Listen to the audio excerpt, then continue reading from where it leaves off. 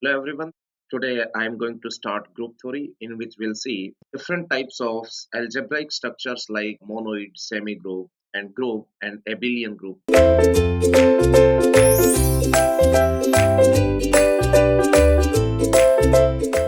Okay guys, so let us begin with the group theory.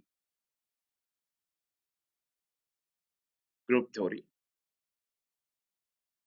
So first one we'll see, yes, we can say that the mathematical structures are called algebraic structures, isn't?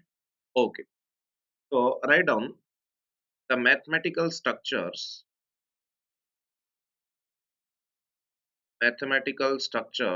are called algebraic structures, and we can say that what is binary operation,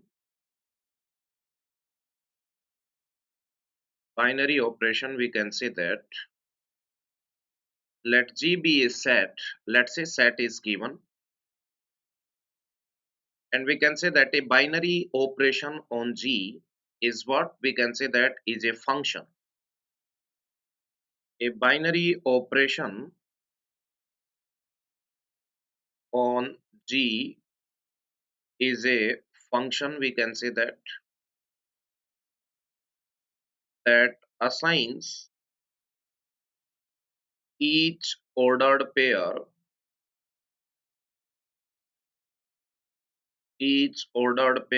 of elements of G to an element of G, isn't it? Okay, so that is known as binary operation. So we can say that, yes, let us consider one set is given to you, that is G, and binary operation is a function in which two elements of G will be the inputs and final output will be, yes, we can say that one element that will belong into the same set, that is G, isn't it? So that is known as binary operation. So we can say that two operands are involved. That's why it is known as binary operation, isn't it? Next one we'll see what is algebraic structure. Algebraic structure. So we can say that a set along with binary operation is called algebraic structure. A set along with binary operation, we can say that is called algebraic structure. Is called as algebraic structure, isn't it? Some common examples of algebraic structures are like semi-groups. We'll study semi-groups. We can say that monoid, then we can say that group and abelian group, isn't it? These are some, we can say that common algebraic structure. The set, we can say that along with binary operation is called as what? Algebraic structure. So we can say that, yes, we'll see one by one what is semi-group, what is monoid, what is group and abelian group. These are all, we can say that, well known, yes, algebraic structures. So yes, let us take one by one. So first one we'll start with semi group. First one is semi group. Let's say an algebraic structure S star is called a semi group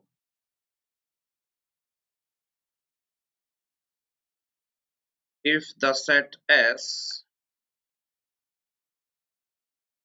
follows two conditions.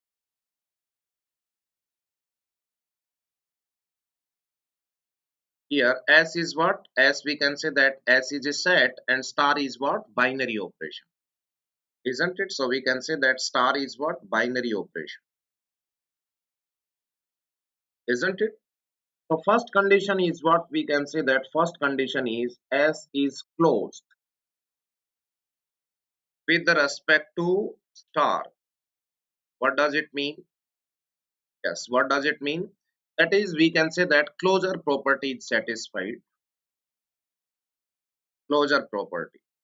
What is the meaning of closure property? That is, we can say that for every A comma B belongs to S, yeah, yes, we can say that A star B must belongs to same set S.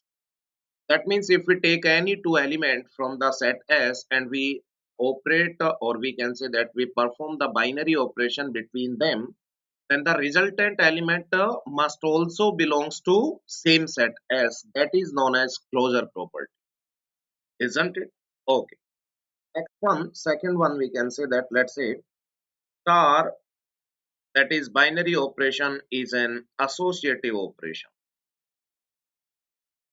Associative operation. So we can say that second property is associativity, isn't it? So let us take one example. Let's say one algebraic structure is given, that is set of integers on addition. Addition is the binary operation. Is a semi group or not? Yes, let us take, yes, we can say that for every a comma b belongs to set of integers a plus b, yes, will also be an integer. Yes or no? So we can say that it is closed. Closure property satisfied. Similarly, you know, yes, on addition, associativity is satisfied. So we can say that a plus b, isn't it, plus c is equals to a plus b plus c, isn't it? That is, we can say that it is associative as well, isn't it? Okay. So we can say that yes, this given algebraic structure is a semigroup since it is closed as well as associative. So we can say that is a semigroup,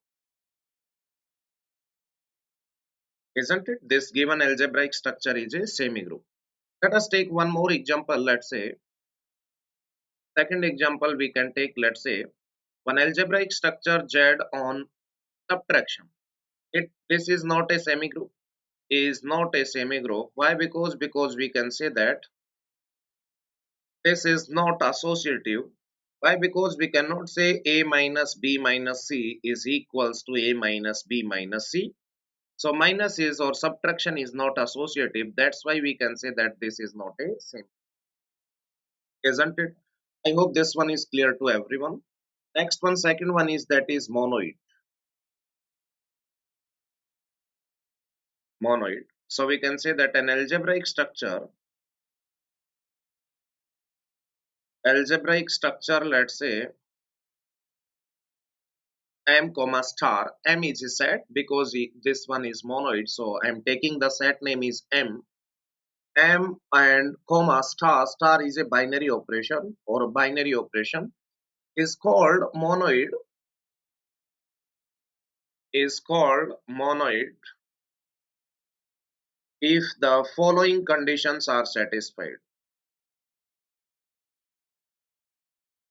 Following conditions are satisfied. First one is M is closed with respect to star. And second one is star is an associative operation. Star is an associative operation. That means these are the conditions for semigroup as well. So first of all, we can say that all the properties of semigroup must be satisfied. And after that, we'll see, yes, one more condition is also there. That is third one, along with, we can say that these two conditions. Third one is what? There exists an identity element, let's say E belongs to same set M. For the operation, we can say that for the operation star, that is, there exists, we can say that one identity element E belongs to set M for every A belongs to set M, for every element A belongs to set M, such that we can say that A star E is equals to A, that is equals to E star A. So remember guys, here what I'm written, yes, you only tell me. There exists, we can say that E belongs to M. That means there exists one element in the same set M. For every element in the set M, for all, one common element must be there such that A star E is equals to A, and that is equals to E star A. Isn't it? Where E is known as what? Identity element. Isn't it? I hope this one is clear to everyone. So, so we can say that yes, every monoid is a semigroup or not? Yes, every monoid is a semigroup. Why? Because these two conditions are satisfied in the monoid as well. But converse is not true. We cannot say that every semigroup is monoid. So write down one note. Yes, in the note you can write every monoid is a semigroup. But the converse is not true.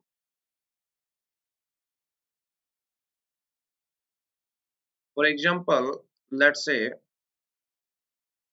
Z on addition is not only a semigroup, it is monoid also, isn't it? Why? Because we can say that we already seen this is semigroup means a closed as well as associative, as well as we can say that there exists one element, let's say 0 belongs to set of integer, for every integer belongs to Z, such that we can say that A plus 0 is equals to A, that is equals to 0 plus A. So we can say that yes, 0 is the identity element, is the identity element for plus, isn't it? So we can say that here identity element is also existing.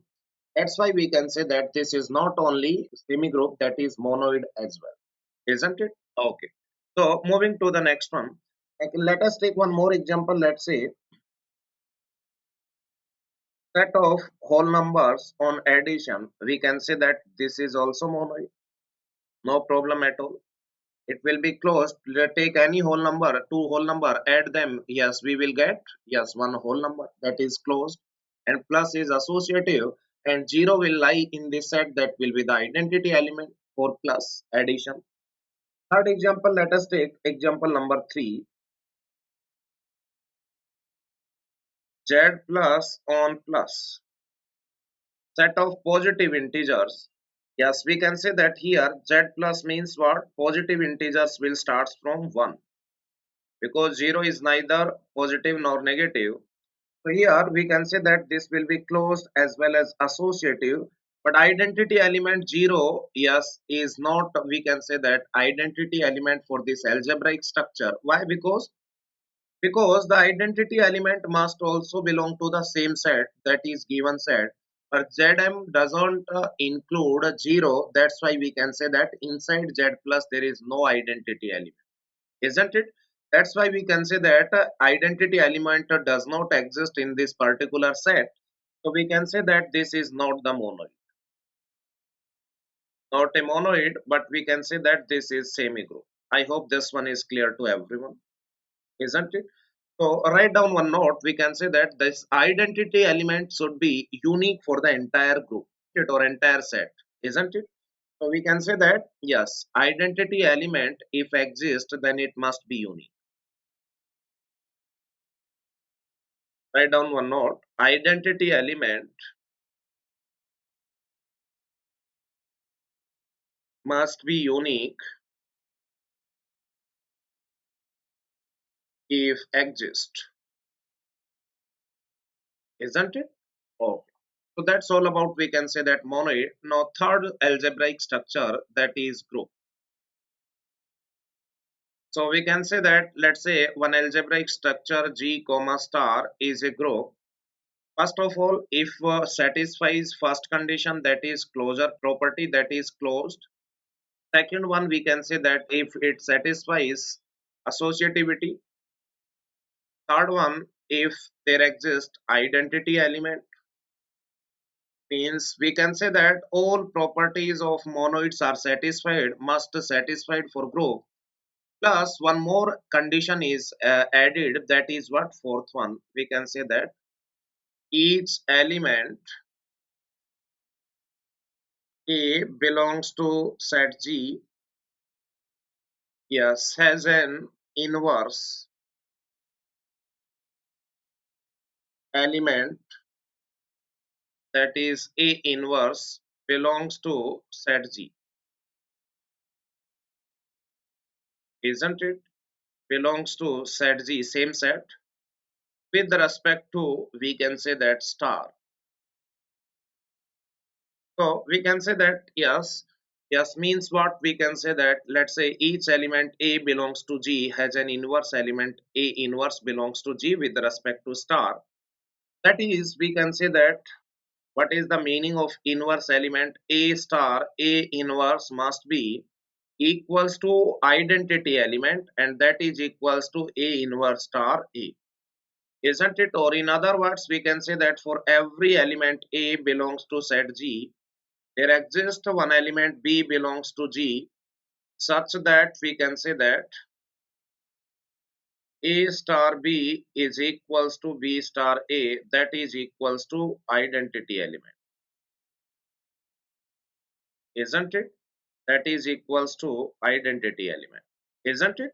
Okay, so we can say that yes, here we can say that inverse of A is what, that is B, isn't it? Okay, so we can say that here inverse means what, for every element there exists one inverse element, for each element in the group, or we can say that set, there must exist inverse as well, isn't it?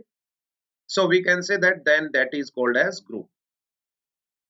So we can say that every group is a monoid, but every monoid is not a group because one extra condition is also there, isn't it? So we can say that, write down one note. We can say that note, yes, we can say that there is only one identity element. Identity element for the entire group, for the entire group, whereas there is unique inverse for each element of G, isn't it? So there is one identity element for the entire group, whereas there is unique inverse for each element of G, isn't it? Okay. That means the identity element is the unique for the entire group, whereas we can say that inverse element is unique for each element in the group, isn't it? That is the difference, and be careful. I hope this one is clear to everyone. Let us take one example. Yes, let's say same example Z plus, that is this algebraic structure we see. This is closed as well as associative, as well as we seen there exists identity element, that is 0. Identity element for this algebraic structure is what, we can say that 0. And next one, whether inverse exists or not, yes, any element that is integer, let's say 1. So 1 plus, yes, minus 1 will equals to identity element or not. That is the definition of inverse. Yes, A star A inverse must be equals to identity element. Similarly, if we take 2, so 2 plus minus 2 equals to 0, that is identity element. So we can say that inverse of 1 is minus 1, inverse of 2 is what, minus 2.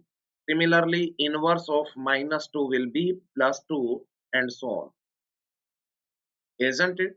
Also, inverse of 0 identity element will be the same, that is identity element, because 0 plus 0 will be the identity element.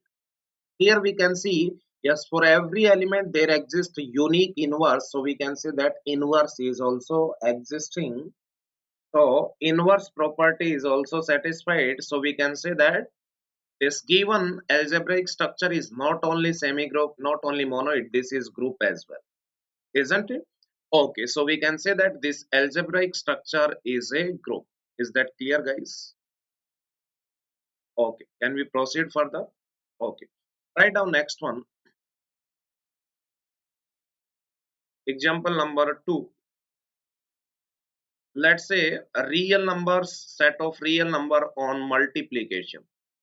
So you know, yes, that is closed because take any two real number, multiply them, the resultant element will also be a real number, isn't it?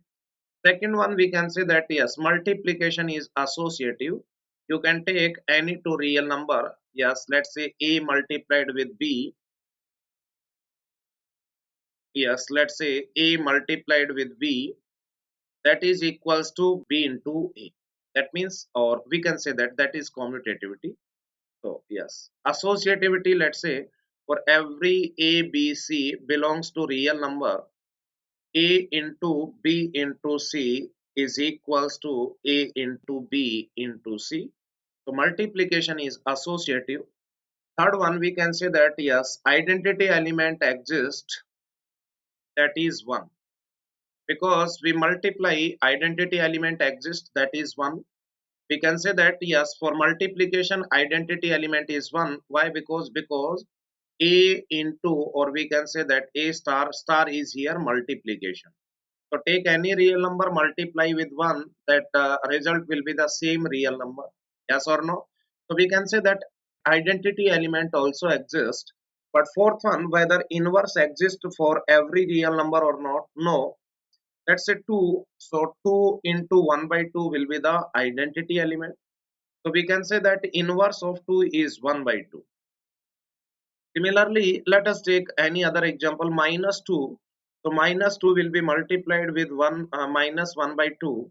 So we can say that that will be the one that is equals to identity element.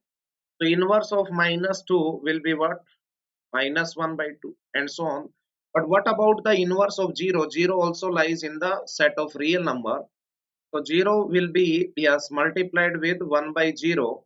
But 1 by 0 is, yes, we can say that infinity, or we can say that infinity.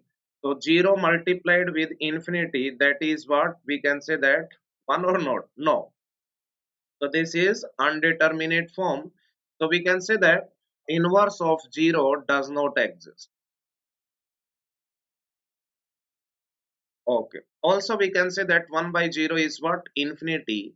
And infinity is not a real number.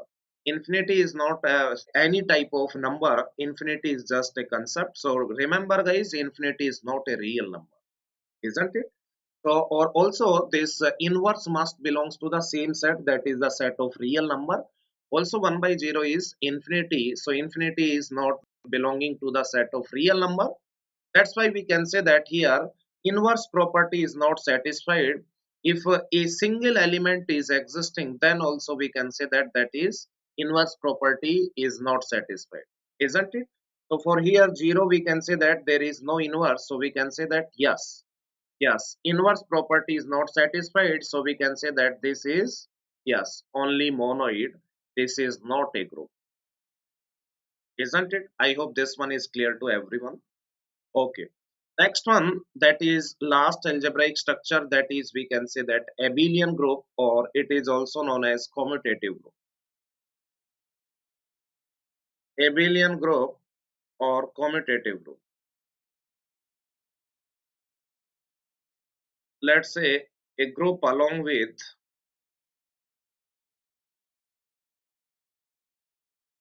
commutative property is called abelian group. That means we can say that first of all it must be group. That means all properties we can say that closure, associative, inverse, identity. these must be satisfied. So I told you, yes, I written a group. That means first of all, it must be a group, means all properties of group must be satisfied. Along with that, it must be commutative as well. That means one more property, that is we can say that commutativity must be satisfied. So we can say that for every a comma b belongs to group G, a star b is equals to b star a. That means a commutative group is also known as abelian group, isn't it? So remember guys, let us consider sometimes some algebraic structure. Let's say s comma star will be given. So you can see, let's say this is group, isn't it? So for first option will be given that is monoid. One option is given that is semi group,